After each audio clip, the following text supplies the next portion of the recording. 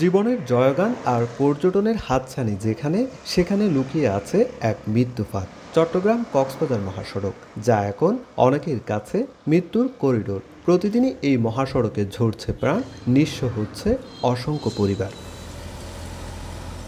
এই মহাসড়কের ধারণ ক্ষমতা পেরিয়েছে বহু আগে। অপ্রশস্ত সড়ক, নেই কোনো সড়ক বিভাজক, যার ফলে সামান্য অসাবধানতায় ঘটছে মুখোমুখি সংঘর্ষ। আরেকটি বড় কারণ লবণাক্ততা। লবণবাহী ট্রাক থেকে পানি পড়ে সড়ককে করে তোলে পিচ্ছিল।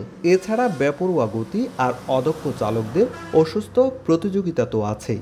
সড়ক ও জনপথ অধিদপ্তরের হিসেবে এই পথে ঝুঁকিপূর্ণ বাঁক রয়েছে অনেক বেশি।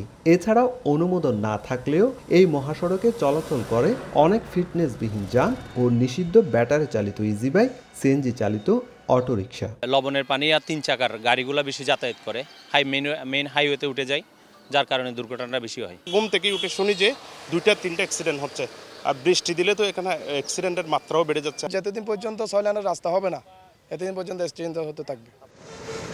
হাইওয়ে পুলিশ বলছে, বেপরোয়া গতির যানবাহন ও অবৈধ যানবাহনের বিরুদ্ধে ব্যবস্থা নেওয়া হচ্ছে। তবে এই মহাসড়ক 4 লেন কিংবা 6 লেন উন্নীত করা ছাড়া বিকল্প নেই মনে করে বিআরটিএ কর্তৃপক্ষ।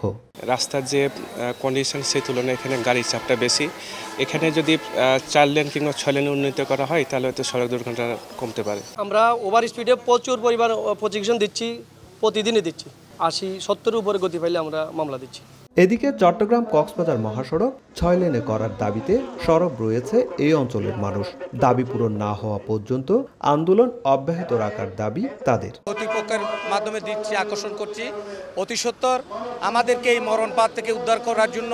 এরপরও যদি আমাদের দাবি আদায় না হয় তাহলে আমরা পরবর্তীতে আরও কী কর্মসূচি দেওয়া যায় সেটা আলোচনা সাপেক্ষে আমরা ব্যবস্থা গ্রহণ করব। চট্টগ্রাম কক্সবাজার 150 কিলোমিটার দূরত্বে এই মহাসড়কে চলতি বছরে মৃত্যু হয়েছে 150 জনের, আর আহত হয়েছে 351 জন।